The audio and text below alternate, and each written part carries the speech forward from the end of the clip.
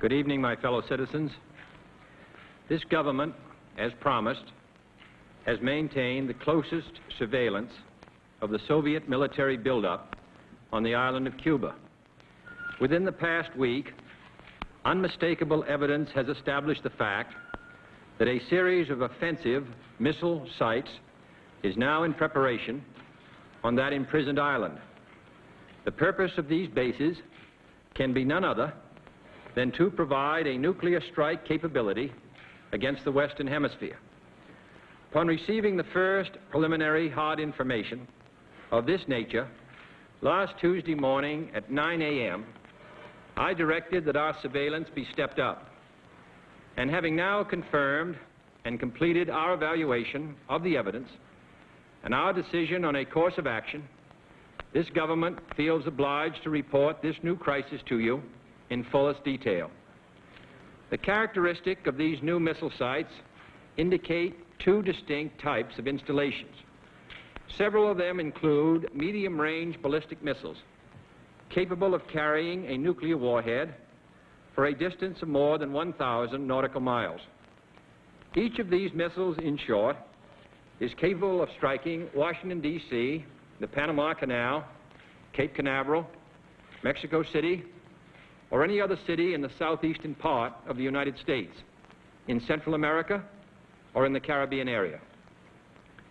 Additional sites not yet completed appear to be designed for intermediate range ballistic missiles capable of traveling more than twice as far and thus capable of striking most of the major cities in the Western Hemisphere, ranging as far north as Hudson's Bay, Canada, and as far south as Lima, Peru. In addition, jet bombers capable of carrying nuclear weapons are now being uncrated and assembled in Cuba, while the necessary air bases are being prepared.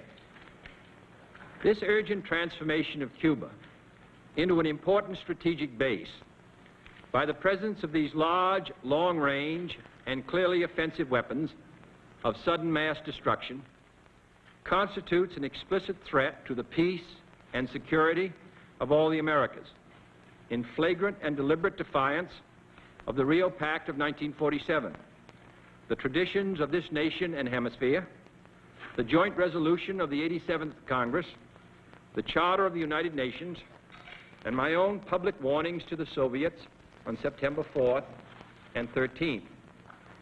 This action also contradicts the repeated assurances of Soviet spokesmen, both publicly and privately delivered, that the arms buildup in Cuba would retain its original defensive character, and that the Soviet Union had no need or desire to station strategic missiles on the territory of any other nation. The size of this undertaking makes clear that it has been planned for some months. Yet only last month, after I had made clear the distinction between any introduction of ground-to-ground missiles and the existence of defensive anti-aircraft missiles, the Soviet government publicly stated on September 11th that, and I quote, "The armaments and military equipment sent to Cuba are designed exclusively for defensive purposes," unquote. That there is, and I quote the Soviet government, "there is no need for the Soviet government to shift its weapons for a retaliatory blow to any other country, for instance, Cuba," unquote. And that, and I quote the government, "the Soviet Union has so powerful rockets to carry these nuclear warheads that there is no need to search for sites for them beyond the boundaries of the Soviet Union," unquote. That statement was false.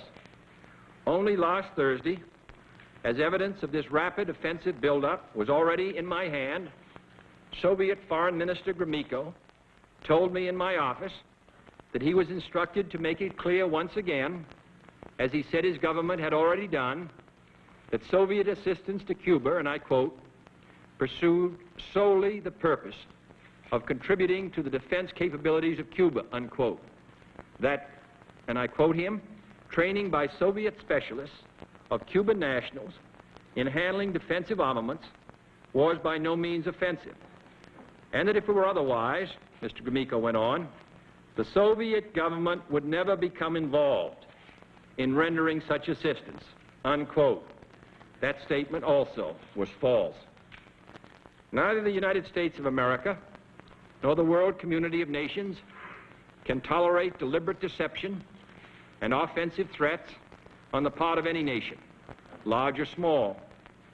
We no longer live in a world where only the actual firing of weapons represents a sufficient challenge to a nation's security to constitute maximum peril. Nuclear weapons are so destructive and ballistic missiles are so swift that any substantially increased possibility of their use or any sudden change in their deployment may well be regarded as a definite threat to peace. For many years, both the Soviet Union and the United States, recognizing this fact, have deployed strategic nuclear weapons with great care, never upsetting the precarious status quo, which ensured that these weapons would not be used in the absence of some vital challenge. Our own strategic missiles have never been transferred to the territory of any other nation under a cloak of secrecy and deception. And our history, unlike that of the Soviets since the end of World War II, demonstrates that we have no desire to dominate or conquer any other nation or impose our system upon its people. Nevertheless, American citizens have become adjusted to living daily on the bullseye of Soviet missiles located inside the USSR or in submarines. In that sense, missiles in Cuba add to an already clear and present danger.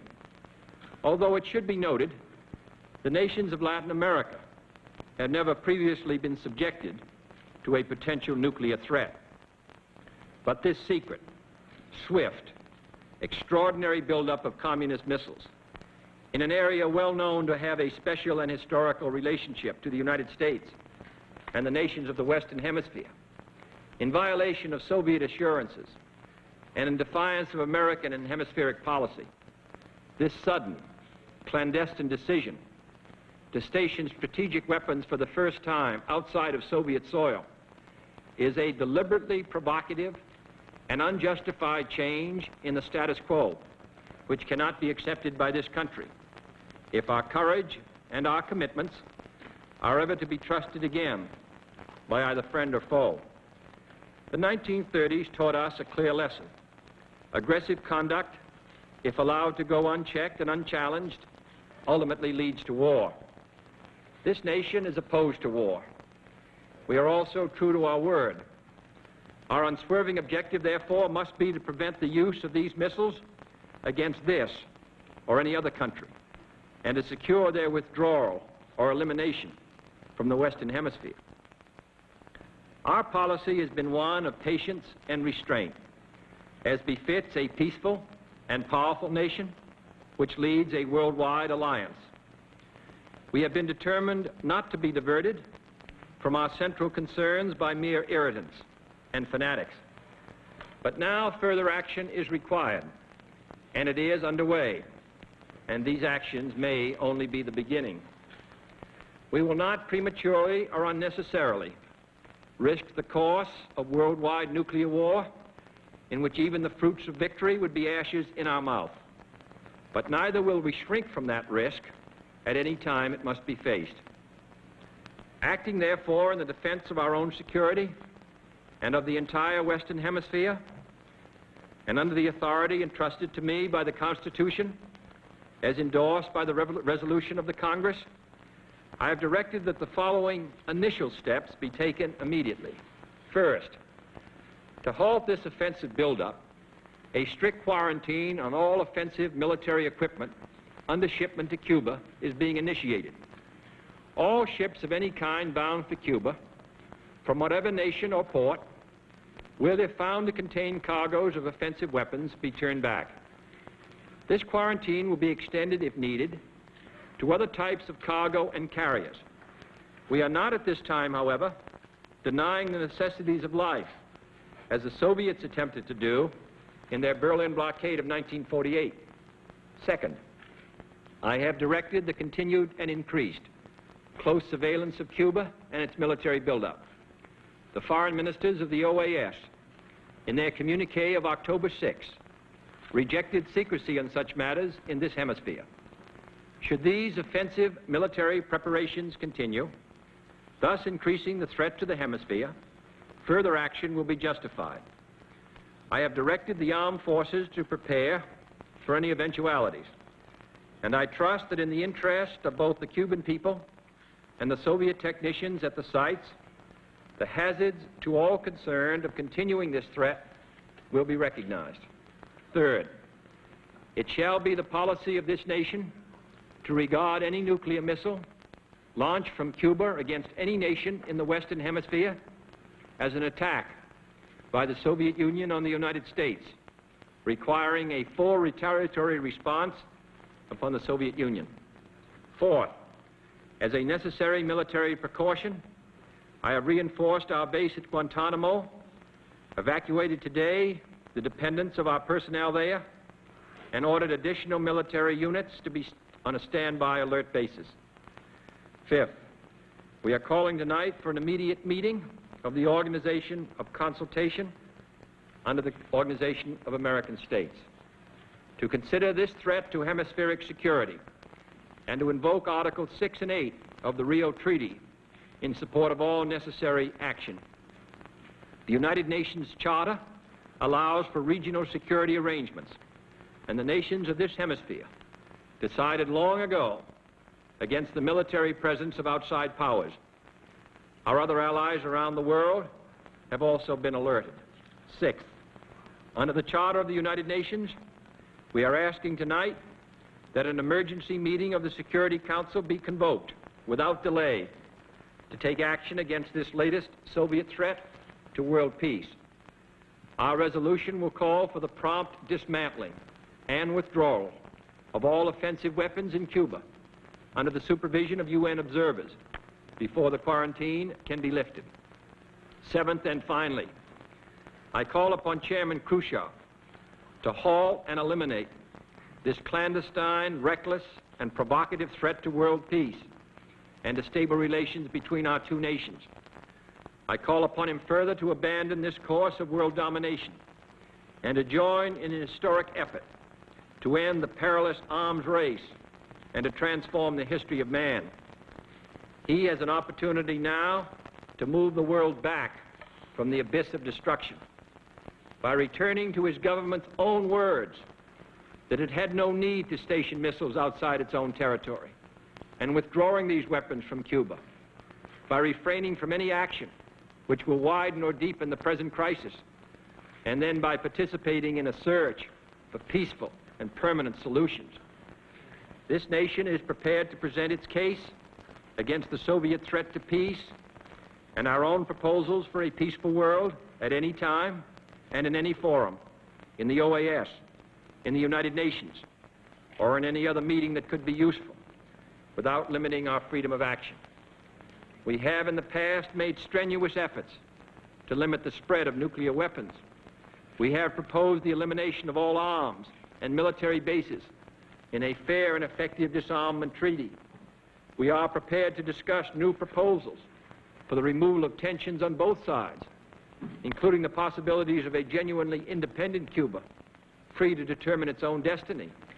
We have no wish to war with the Soviet Union, for we are a peaceful people who desire to live in peace with all other peoples. But it is difficult to settle or even discuss these problems in an atmosphere of intimidation. That is why this latest Soviet threat, or any other threat, which is made either independently or in response to our actions this week, must and will be met with determination. Any hostile move anywhere in the world against the safety and freedom of peoples to whom we are committed, including in particular the brave people of West Berlin, will be met by whatever action is needed. Finally, I want to say a few words to the captive people of Cuba, to whom this speech is being directly carried by special radio facilities. I speak to you as a friend, as one who knows of your deep attachment to your fatherland, as one who shares your aspirations for liberty and justice for all. And I have watched, and the American people have watched, with deep sorrow, how your nationalist revolution was betrayed, and how your fatherland fell under foreign domination. Now your leaders are no longer Cuban leaders, inspired by Cuban ideals.